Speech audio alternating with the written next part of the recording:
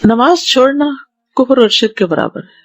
وَأَقِيمُوا الصَّلَاةَ وَلَا تَكُونُوا مِنَ الْمُشْرِكِينَ، اور نماز قائم کرو اور شرک کرنے والوں میں سے نہ ہو جاؤ. کیوں؟ کیونکہ وہ تو نماز نہیں پڑھتے یا غیر اللہ کے لیے سجدے کرتے ہیں. نماز چھوڑنا ایمان سے محرومی ہے. ابن مسعود کہتے ہیں جس نے نماز ترک کی اس کا کوئی دین نہیں. ابو درداء کہتے ہیں جس کی نماز نہیں اس کا ایمان نہیں، اور جس کا وضو نہیں اس کی نماز نہیں. نماز نہ پڑھنا منافقت کی علامت ہے. وَلَا يَأْتُونَ الصَّلَاةَ إِلَّا وَهُمْ كُسَالَىٰ وَلَا يُنْفِقُونَ إِلَّا وَهُمْ كَارِهُونَ، وہ نماز کو نہیں آتے مگر اس طرح کہ سست ہوتے ہیں، اور خرچ نہیں کرتے مگر اس حال میں کہ ناخوش ہوتے ہیں، اللہ کے راستے میں صدقہ کرنے سے گریز کرتے ہیں.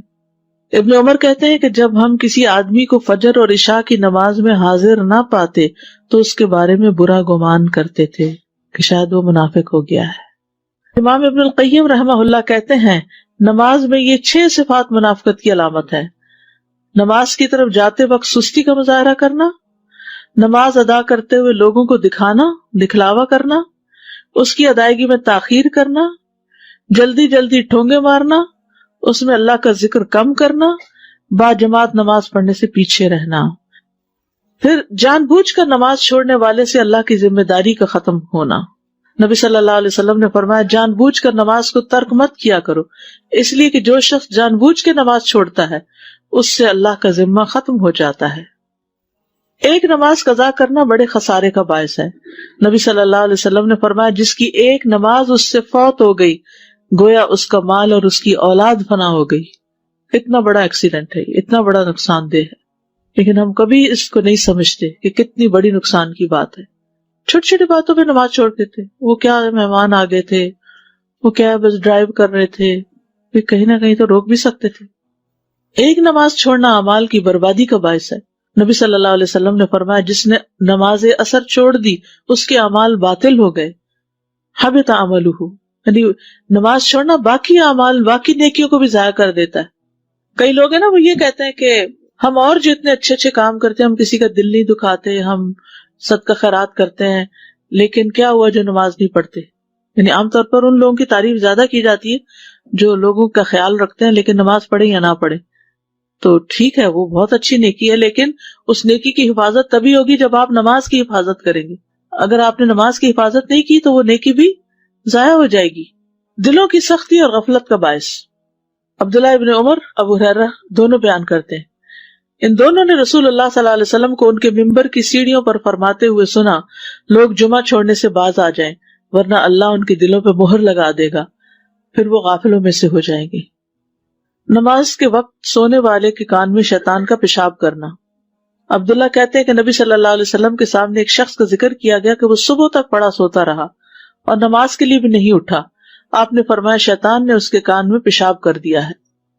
ابن تیمیہ کہتے ہیں کہ نماز کو چھوڑنے والا چور، بدکار آدمی، شراب نوشی کرنے والے اور نشہ کرنے والے سے بھی زیادہ بدتر ہے. بے نمازی کے لیے موت کی سختیاں.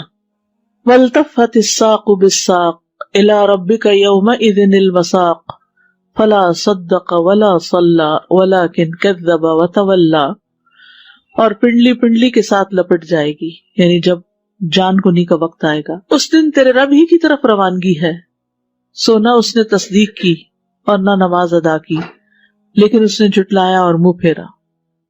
پنڈلی کا پنڈلی سے جڑنا جو ہے یہ سختی کی علامت ہے. نماز سے غافل ہونے والے کی قبر میں سزا.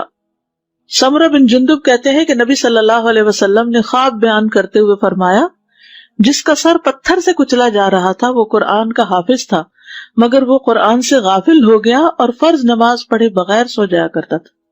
استغفر اللہ استغفر اللہ. بے نمازی کا قارون، فرعون، حامان اور ابی ابن خلف کے ساتھ انجام. ایک دن نبی صلی اللہ علیہ وسلم نے نماز کا ذکر کرتے ہوئے فرمایا جو شخص نماز کی پابندی نہیں کرے گا تو وہ اس کے لیے روشنی، دلیل اور نجات کا سبب نہیں بنے گی، اور وہ شخص قیامت کے دن قارون، فرعون، حامان اور ابی ابن خلف کے ساتھ ہوگا. استغفر اللہ. نمازوں کو ضائع کرنے والوں کے لیے ویل. فویل للمصلین الذین هم عن صلاتهم ساہون. بس ایسے نمازیوں کے لیے ہلاکت ہے جو اپنی نماز سے غافل رہتے ہیں.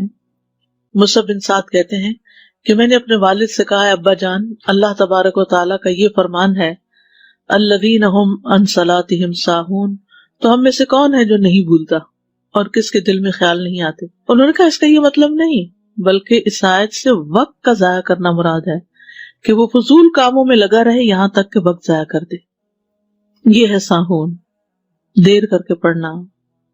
نماز چھوڑنا اہل جہنم کی صفت ہے۔ ما سلککم فی سقر قالوا لم نک من المصلین، جنت والے جہنم والوں سے پوچھیں گے تمہیں کیا چیز دوزخ میں لے گئی؟ وہ کہیں گے ہم نماز ادا نہیں کیا کرتے تھے۔ تو نماز کیا ہے؟ الصلاۃ عماد الدین، دین کا ایک پلر ہے، تو جس عمارت کا پلر ہی گر جائے وہ عمارت باقی رہتی ہے؟ اور پھر انجام کیا؟ تو نماز کو ہلکا نہیں سمجھنا چاہیے، یہ مت سوچے انسان کہ کوئی بات نہیں، کیا فرق پڑتا ہے۔